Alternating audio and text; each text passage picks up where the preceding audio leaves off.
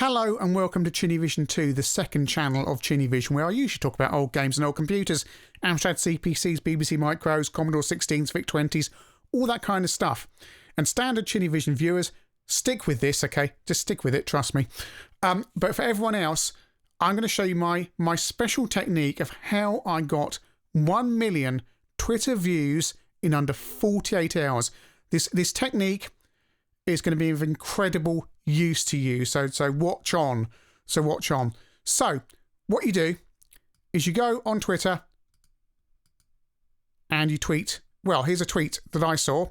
It's from an account called 80s Kids. One of those faux nostalgia accounts. There's thousands of them where they post things like, do you remember window winders in cars? The manual ones? Do you remember cassettes? Or even better, they post a picture of a cassette and a biro and go things like, only people over 40 will understand the connection between these two devices. They're often nostalgic about things like, asbestos, child mortality, bad child mortality, and so on, and playing in bomb craters and that. So I saw this tweet that says, there was no better feeling in the morning than sitting in front of one of these whilst getting ready to school. It's a gas fire. Everyone had gas fires in the 60s, 70s, 80s, even the 90s. Some people still have them today, if you're on mains gas, which I'm not. But it says, let's analyse this, because it says there's no better feeling in the morning than sitting in front of one of these while getting ready for school. Well, A, you're getting ready for school, so there's, demonstrably already, it's rubbish. Right, let's ignore the fact gas fires weren't particularly good, certainly weren't very efficient, and certainly weren't good in terms of pollution and or potentially giving you carbon monoxide poisoning, but they weren't very good. And certainly in terms of feelings, well, wouldn't a better feeling be, say, coming home from school and sitting in front of the fire whilst watching children's TV? That would definitely be a better tweet to do. But no, these lazy nostalgia tweets are, they just kind of come up with some random thing. Pick any standard object that everyone had and go, do you remember? So I saw this and I thought, this is really bad. This is just rubbish. I've got to say something. Ginny Vision has about 3,500 followers on Twitter. It's not a huge amount. So I just to get it out of my system, I went, in response to this tweet, I retweeted it to my followers and said, no, it was awful. Stop this foul nostalgia for things that were demonstrably shit. Apologies for the language. And you can see, well, it's had 586 retweets, 67 quote tweets, and 11,000 likes, which is more than the original ones had. I've done about twice as well as that. But if we go and look at the tweet activity, I've had over 1 million impressions in just pretty much bang on 48 hours, actually. To be precise, 1,345,042 for a tweet I literally just fired out. So if you want to be successful on Twitter and get 1 million impressions in 48 hours, simply tweet something completely banal to get off your chest and include some nostalgic thing that people remember. Telephones, kettles, irons. Make sure it's stuff that's still around today, because they're the best things to remember, right? Televisions. Do you remember televisions? Do you remember having a television aerial? Do you remember cars? Mr. Biffo did a very good parody of this. It was such a good parody. It almost didn't work, because these accounts are almost impossible to parody. So that's my tip. And you're going to be very annoyed now, aren't you, if you just tuned in for the tip. But this genuinely happened. So it works. That's my tip. 1 million impressions in 48 hours. So you can probably go now, and the Ginny Vision people can carry on, because we're going to analyse this, because I think it's quite important. And this has messed up my timeline. Certainly in the last 24 hours. It has gone nuts. It's calmed down a bit this afternoon. At one point last night and this morning, I could just click on refresh and notifications would just be like 5, 4, 1, 5. Just continually hitting refresh, which is nuts. It's more than when I did that .cotton tweet on my other old account years ago for The Apprentice that went completely nuts. And I've got people kicking off at each other in the comments because I've started a war between the gas fire fans and the non-gas fire fans. Gas fires were rubbish. Yeah, they were. We had one in our house. My grandparents had one. And they didn't heat very well. They burned gas. They smelt. They weren't very good. Once we got proper central heating, clearly the proper central heating was on most of the time. And yeah, I do remember sitting next to the gas fire and watching the A-Team whilst eating crisps and warming the crisps on the gas fire. Don't know why, salt and vinegar seemed to work. Haven't tried it since. But my nostalgia is for the A-Team and Golden Wonder crisps, not for the gas fire. It was just a source of warmth. And the idea I'm nostalgic for this in any way is preposterous, because it was just the thing you had to keep you warm, and you've got better things now to keep you warm. And we can talk, right? We can talk, because we're kind of nostalgic for old things. Computers. I, like you, have lots and lots of old computers. I've got GX 4000 over there. I've got an Amstrad JY2 there and Target XE over there. This is my work office. I shouldn't have stuff in here, but I do. And do I collect this stuff for nostalgia? Well, for me, I would say my hobby is 90% because I want to use the stuff and experience stuff. And 10% of it is probably happy memories. There are certain games you go to because you have happy memories of playing them as a kid. But actually, the whole reason I got into this was to own stuff that I couldn't have or afford at the time, when the 8-bits all dropped in price, of course. I had a Spectrum and a C64 as well on my Amstrad because I could own these things now. And even better, my mates have moved on, so there didn't need to be a kind of playground war between the systems where you defend your own system at all costs against the evils of the C64 and Spectrum. It's kind of like, oh good, now I can have the C64 and the Spectrum and no one really cares because they've all got STs and Amigas, so I can play all these games and just experience all this stuff. And I'm still like that. I want to play this stuff. I want to play these games I haven't really played before. I've been reviewing Hunchback for Ginny Vision, and I've played the Amstrad version back in the mid-80s a little bit. I've got to see all these other versions, and I've found one version that's really interesting and good. And that's interesting to me. New experiences, learning new things, and also new things people write for these systems. But and that's it for me and different people. I've been doing some interviews for another Ginny Vision thing. Somebody told me their thing about the hobby is they want to collect systems to repair them and then own them. They don't really use them. They want to get them up and running, get them looking really good, and then have them on the shelf and know they've got that system. And it's not so much about using it. So that's almost like a repair hobby. So there's different reasons. But this nostalgia thing really has knocked if I do a refresh, my notifications gone up. They probably, no, they haven't. Perhaps it has calmed down now. But it's actually, I've still got some more normal notifications in here now, but it's still all gas fire stuff, really. Someone says there, who says that? Dr. Avalanche the Third. I feel like this about most 80s nostalgia. It wasn't all teal and pink neon lights. It certainly wasn't. It was polluted. Well, yeah. Dreary. Yeah. Terrified we could be nuked at any moment.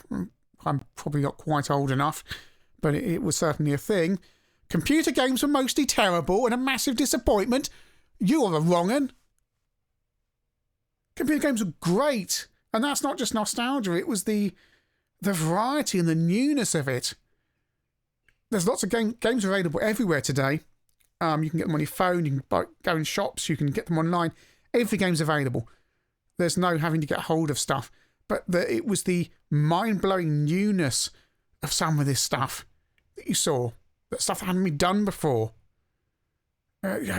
Mostly terrible. I don't think they were mostly terrible. I think they were mostly good. And I know I'm critical on Ginny Vision sometimes because we have the experience of all these years behind us and we can see the entire catalogue. But at the time, you were pretty happy with what you had. And there were duff games. Molecule Man, I remember being an early budget disappointment for me. Looked like Night Law. It wasn't. And it's really raining outside, so sorry for the noise if you can hear that. But no, they weren't mostly terrible. But, if I go find that tweet and we can look at some of the replies. I've had people kicking off at each other. I've been blocked by somebody who called me sneering. Was it snide? A councillor from Manchester. Just like, it's a gas fire. It's a gas fire. All I said was, yeah, they're rubbish. They do a job, but clearly I'm next to a radiator. I've got an oil-filled radiator in my room, which were around in the 80s. My grandparents had one before they had central heating. I remember it was very posh. It must have been quite expensive. It was the oil-filled radiator. And I used to be brought to my room when I was ill. Because I had asthma, I still got asthma now, but I had asthma as a kid, and if I knew I was properly unwell, when they'd wheel across from their house the oil-filled radiator to keep me warm. And they're demonstrably better because they hold heat. It's like most thing about gas fire, it's just incredibly wasteful. It's just a flame, and it's got a little kind of ceramic element in it to try and keep you warm, but hasn't got the heat holding abilities of a radiator, let alone. We didn't have central heating when I was a kid either. When did we get that? About 83. I must have been about 5 when we got that. Remember that going in, which was a big deal. When hell we kept warm, I've got no idea. We must have had rooms that were unheated. We must have done. We had a gas fire in the living room and a kind of bar kind of heater in the bathroom, tiny bathroom, always cold and damp. And that was it. I'm not nostalgic for it. Oh, we got central heating. It was glorious. Heating in all the rooms. Of course, my dad rationed the heating and controlled the thermostat to an inch of its life. I certainly wouldn't be allowed to be as warm as I am in my office, sport as I am here sitting next to this radiator. Good thing to do, by the way, put a radiator next to your microphone. Acoustically, very bad. Very, very terrible idea, but I want to be warm. And it's the only place on the wall it could go. But, yeah. But, yeah, my timeline has been completely trashed. It's getting back to normal now. People kicking off at each other. People telling you their experience. There's Steve Pickford there. Some of these people on there will know, like Craig there and so on. Wayne Sloman. He's presumably prioritising Ginny Vision people here. But there is so much, and this lot seem quite calm. But there's quite. If I go on my notifications and see if I can find other people kicking off, or was that? I think this has all gone wrong now because there was one guy. Yeah, I got blocked. About the guy reminiscing about playing in bomb craters and how it was. He used to face character building and stuff like that, and it really kicked off. But it's you can't. No, most of it's gone actually because he's blocked me. But it was like it's arguing about. It was like that Monty Python sketch how hard life was, and he's got a perfectly comfortable life now, and sits indoors with his radiators on all day. But he was just complaining about how hard it was. It was character building. How kids today are so bad. I'm thinking, mate, have you read some of the stories Danny Baker tells in his books about kids in the, the 60s and 70s? Some of those stories, is that any worse than today? It's just different shades, really, isn't it? Just like slight variations and updates. That's him again. I know that's because he was saying about Scout. I tweeted something. Yeah, it's all gone. I can't see that anymore. This is my type. There, I was replying to him there. Yeah, he was saying about, we used to play things like scale electrics, chess, rugby, and did judo. So I replied with, and we didn't have computers, so I just replied with, like, here's computer scale electrics, here's computer chess, here's computer rugby, here's computer judo. Because it's ridiculous. Oh, he said things you couldn't do on a computer, that was it. He said, I did all these things you can't play in computer games, so I went... yeah, actually, mate, you can. Oh, yeah, it was, it's been nuts. It's been absolutely nuts, and none of this was designed to happen. It was just me, being me, getting something off my chest. And there you can see what I posted this morning, picture of Bernie Winters. Morning, gas fans! And if you're on Patreon, by the way, there's a chance to win a fantastic Futures 8-bit prize. So go on there and do that. But hopefully, that's a good one. I did my Amiga advert. What's that rolling around there? Don't know. My internet connection died. I did this thing with the old 90s Amiga advert, but I cut it to Maywood late at night, and then cut in very quickly pictures of Anko strip poker. Nothing shown, but instead of seeing one of the games in there, you actually see a shot of the top of a box of strip poker, and then the kids looking at strip poker as well. And I think some people think it's the actual real advert, but no, it's not. I've fiddled with it, and it just amuses me to post that every time. And you can see, there's all sorts of things just going on. But so thanks for watching, and hopefully this has got the numbers up on Ginny Vision too, because that's what I thought. Well, I can't do anything on Twitter with this because it's just a mess. But I thought, you know what, I could leverage this on YouTube to get a few quotes, I get the numbers up on Ginny Vision too, but also give a laugh to the regular Ginny Vision crew, who are the only people left watching this video now, because some people hopefully looked at this and went, oh, I can get 1 million views on Twitter, brilliant. I thought, hey, let's do some clickbait. It's just me being cynical and trying to use the situation, because we really need 1,000 subs and 4,000 watch hours on Ginny Vision 2. Then I can actually get in and turn the adverts off, and then I can relax, as long as we keep those stats up every year. 4,000 watch hours, 1,000 subs in total. We can get rid of all those annoying adverts that I know you, like I, have to watch and don't really want to. But thanks for watching, and remember, check out the Patreon as well. Cheers.